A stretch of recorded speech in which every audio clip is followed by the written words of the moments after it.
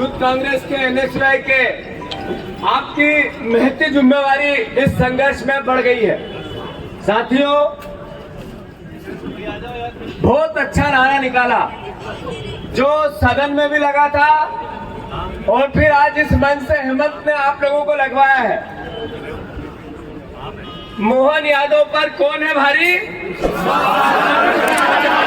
फिर से, मोहन यादव पे कौन है भारी? बात यह है कि इस प्रदेश में नर्सिंग का घोटाला हुआ। लगातार नर्सिंग के परिवार के लगभग 4 लाख से ऊपर, खासकर ST SC आदिवासी परिवार की बहनें बेटियां, जिन्होंने पेट काट कर फीस भर दी, पर पता नहीं जो उन्होंने जिस कॉलेज की फीस भरी उसका होगा क्या। सरकार कितनी दिशाहीन है कि बता नहीं पा रही है कि नर्सिंग के छात्रों का आगे भविष्य क्या होगा। बता नहीं पा रही है कि जो मंत्री जिसके कार्यकाल में करप्शन हुआ उससे कैसे सरकार निपटेगी। कौन अधिकारी कर्मचारी दोषी है बता ही नहीं। जो CBI अधिकारी आए थे वो भी करप्ट निकले।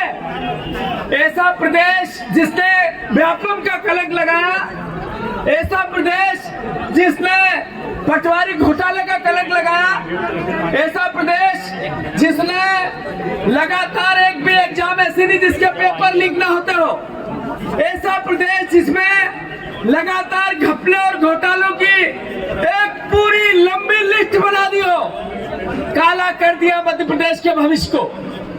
साथियों, सवाल यह है कि नरेंद्र मोदी जी या तो इनसे निपटना नहीं चाहते हैं या खुद ऐसे करप्शन और भ्रष्टाचार युवाओं के अगेंस्ट, छात्रों के अगेंस्ट उनकी पार्टी और उनका विचार करवाता है। अगर नरेंद्र मोदी की नियत में खोट नहीं होती तो जैसा अभी उमंग सिंगार जी ने कहा, प्रदीप जोशी ये ABVP के कार्यकर्ता थे और यहाँ मध्य प्रदेश की एक यूनिवर्सिटी में इनकी नौकरी लगी। फिर यहाँ से UPSC के PSC के प्रदेश के हमारे चेयरमैन बने, यहाँ से फिर छत्तीसगढ़ PSC के चेयरमैन बने, फिर UPSC में सबसे बड़ा ओहदा इनको मिला और अभी ये नीट और नेट के एग्जाम का जो सबसे बड़ा अभियुक्त है वो इनका ही विभाग है जिसमें ये चेयरमैन है। साथियों, अगर नरेंद्र मोदी जी थोड़ी सी ईमानदारी होती तो प्रदीप जोशी से इस्तीफा तो लेते, जांच के दायरे में तो डालते, पर नहीं डाला। इसका मतलब है नरेंद्र मोदी, भारतीय जनता पार्टी, मोहन यादव, BJP के संरक्षण में युवाओं के भविष्य का कत्ल होता है। साथियों, मैं इतना अनुरोध आप सबसे करना चाहता हूं कि जितने भी हमारे नर्सिंग की बहनें हैं, जितने नीट क्वालिफाई जो प्रभावित पीड़ित लोग हैं, उनकी हमने लिस्ट निकाली है। अभी NSY को जिलेवार लिस्ट देंगे, उनके घर जा जाके संपर्क करो। जो नर्सिंग के प्रभावित लोग हैं उनके साथ जा जाके संपर्क करो। जो नीट और नेट के प्रभावित लोग हैं, उनके बच्चे हैं, उनके साथ जा जाकर आप संपर्क करो और इस आंदोलन को हम सब मिलकर बड़ा करें।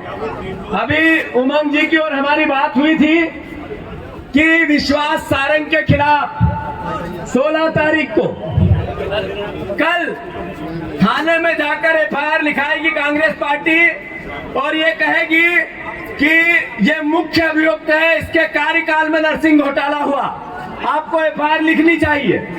अगर पुलिस ने आनाकानी की तो 18 तारीख को नरेला में, अगर लिखने में आनाकानी की तो 18 तारीख जो उसकी विधानसभा है विश्वास सारंग जी की, उसमें पद यात्रा निकाल कर कांग्रेस पार्टी FIR थाने में जाके लिखाएगी। साथियों, मैं अनुरोध करना चाहता हूं, ये लड़ाई 3C की सरकार से है, गंज, क्राइम और करप्शन। मैं विधायकों को खूब धन्यवाद देना चाहता हूं जिन्होंने विधानसभा के अंदर नर्सिंग घोटाले के सारे पन्ने खोले, तथ्य और तर्क से सहित अलग अलग तरीके से विधायकों ने इनका चेहरा बेनकाब किया। साथियों, यूथ कांग्रेस और एनएसयूआई की महती भूमिका मैंने बताई इसलिए कि छात्र ही परिवर्तन लाते हैं, क्रांतियां लाते हैं। और आप सब और हम सब मिलकर इस प्रदेश की जो लड़ाई देश प्रदेश की जनता ने हमें दी है, विपक्ष की ताकत से उठानी है।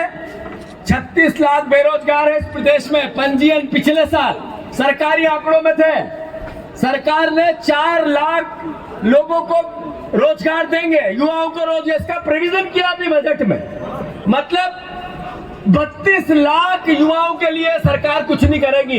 एक तरह से ये बताए कि हम निकम्मी और नाकारा सरकार है। साथियों, खड़े हो जाओ, खड़े हो जाओ, लड़ने के लिए तैयार हो जाओ। तैयार लड़ोगे? ऐसा तो नहीं 2 कदम बौछार आए तो पीछे चलोगे?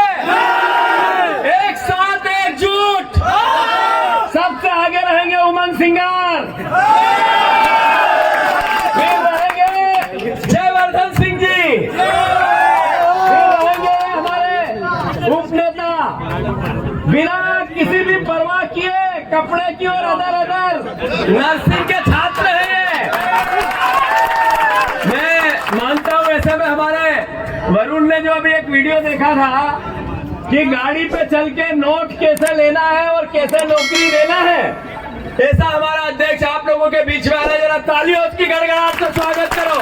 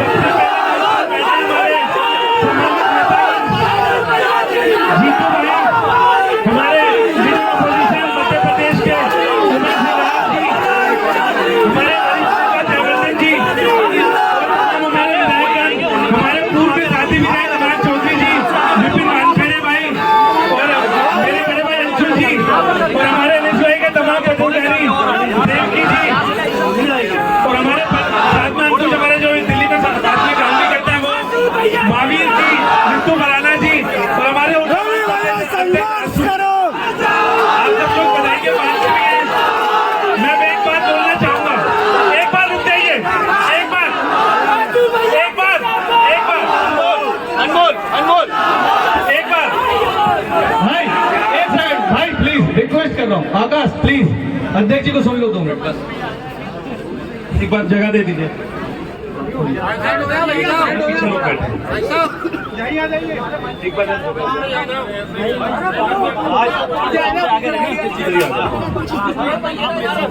अरे यार अब तो मंच से साइड हो जाओ भैया, सब लोग पीछे हो जाओ, थोड़ा होना पड़ेगा। जीतू भाई, मैं आपको एक बात बताना चाहूंगा। हम लोगों ने दिल्ली में नारा दिया है कि जो देश की रक्षा करते हैं, ये बीजेपी सरकार देश की रक्षा करने वालों के खिलाफ है। और वो कैसे, मैं आपको बताना चाहूंगा। सबसे पहले बीजेपी की सरकार एक अग्निपथ स्कीम लाई। मध्य प्रदेश में एक वीर भूमि है। जब दिल्ली में भी जो फौज में लोग रहते हैं, जब शहीदों की लिस्ट आती है तो उसमें मध्य प्रदेश के भी हमारे शहीदों का बहुत बढ़ चढ़कर हिस्सा होता है। तो अग्निपथ स्कीम लाकर देश के युवा साथियों का, छात्रों का सपना तोड़ा, देश की फौज को कमजोर करा। देश के जो आर्मी के जवान हैं वो सरहद पर हमारे देश की रक्षा करते हैं, बॉर्डर पर रक्षा करते हैं। उसके बाद जो देश का नर्सिंग स्टाफ है, जो देश के डॉक्टर हैं, वो भी देश की सेवा करते हैं, देश की रक्षा करते हैं। देश में जो बीमारियां होती हैं उससे देश को बचाते हैं। तो खास तौर पर इस बार जो आक्रमण करा है बीजेपी सरकार ने, वो देश के रक्षकों पर करा है। इससे बड़ा छल मैं नहीं मान सकता इस देश में कभी हुआ होगा। और मध्य प्रदेश, मुझे याद है आज से 15-20 साल पहले, 25 साल पहले जब मैं बड़ा छोटा था तो मध्य प्रदेश जाना जाता था कि कोई प्रसिद्ध मंदिर है, भोपाल में लेक है, इन चीजों का नाम जाना जाता था। आज आप गूगल पे मध्य प्रदेश टाइप करो तो आगे स्कैमों की लिस्ट निकल आती है। और पूरे देश में अगर उदाहरण दिया जाता है, जब ये नीट का स्कैम हुआ तो छात्रों को, नौजवानों को व्यापक मध्य प्रदेश याद आया। तो खास तौर पर जो ये एनटीए, ब्रेस्ट एनटीए, इसका जो डायरेक्ट कनेक्शन मध्य प्रदेश से है, आप मेरे युवा साथी समझ गए होंगे मैं क्या कहना चाह रहा हूँ, मैं किस अधिकारी की बात कर रहा हूँ। तो मेरा आप लोगों से भी निवेदन है, मध्य प्रदेश आने का आज नीट के छात्रों को न्याय दिलाना, नेट के छात्रों को न्याय दिलाना, नर्सिंग के छात्रों को न्याय दिलाना, अग्निपथ स्कीम को स्क्रैप करवाना, नौजवान साथी को जो देश की फौज में जाना था उनको न्याय दिलाने के लिए यह आज हमने प्रदर्शन रखा है। और खास तौर पर छात्र संघ चुनाव खोलने को लेकर भी। और मध्य प्रदेश हमने इसलिए भी चुना है कि जहां से भ्रष्टाचार की नींव है, और कहीं ना कहीं जयवर्धन भाई आपको पता होगा, पहले बाबूजी भी पता, हमें दिल्ली में आरएसएस के बारे में बताते थे, आरएसएस की नींव भी मध्य प्रदेश में है और भ्रष्टाचार की नींव भी मध्य प्रदेश में है। तो आप लोग समझ लो ये भ्रष्टाचार का कनेक्शन कहां से कहां तक है। और मेरा आप लोगों से निवेदन है, मैंने तो दिल्ली में ठान लिया है कि जब तक नीट की परीक्षा दोबारा नहीं हो जाती, जब तक नेट के छात्रों को न्याय नहीं मिल जाता, जब तक एनटीए भ्रष्ट एनटीए बैन नहीं हो जाता, जब तक नर्सिंग घोटाले में शामिल वो इनके नेता अधिकारी जेल नहीं चले जाते, जब तक ये हमारा आंदोलन जारी रहेगा, सड़कों पर लड़ते रहेंगे। हमारे नेता राहुल गांधी जी ने जब संसद में नीट का शब्द लिया तो उनका माइक बंद कर दिया गया। तो अब सोचें, जब इनसे नीट की बात करते हैं तो नेट का घोटाला आ जाता है, जब नेट की बात करते हैं तो सीयूटी का घोटाला आ जाता है। तो किस तरीके से सरकार, और पहली बार देखने को मिल रहा है, उमंग भाई मैं आपको बताना चाहूंगा, पहली बार देश में देखने को मिल रहा है कि सरकार ने छात्रों का साथ देने की बजाय अपना भ्रष्ट अधिकारी, भ्रष्ट एनटीए और भ्रष्टाचार करने वाले लोगों के साथ खड़ी है। तो हमारी जिम्मेदारी है, इस देश में 50% से ज्यादा युवा साथी हैं जिनकी उम्र 30 साल से कम है। तो अभी हमें निर्णय करना है कि